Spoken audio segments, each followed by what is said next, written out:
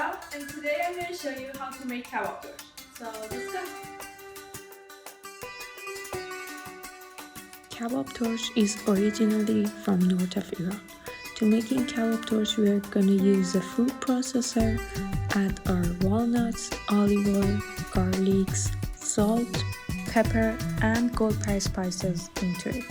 Then we are going to top that with our fresh herbs, process everything together until finely chopped and mixed together.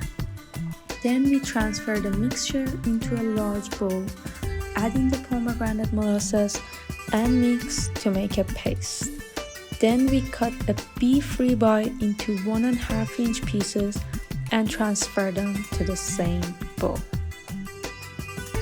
We're going to seal until the beef is well coated, wrap the bowl and refrigerate it for at least 12 hours.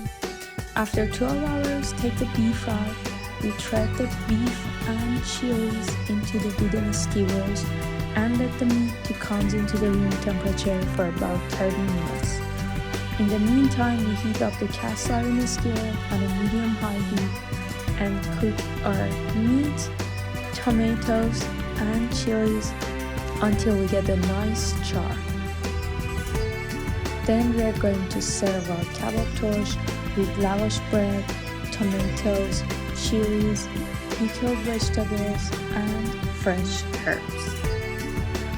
And we finish it with a sprinkle of some fresh pomegranate seeds on top.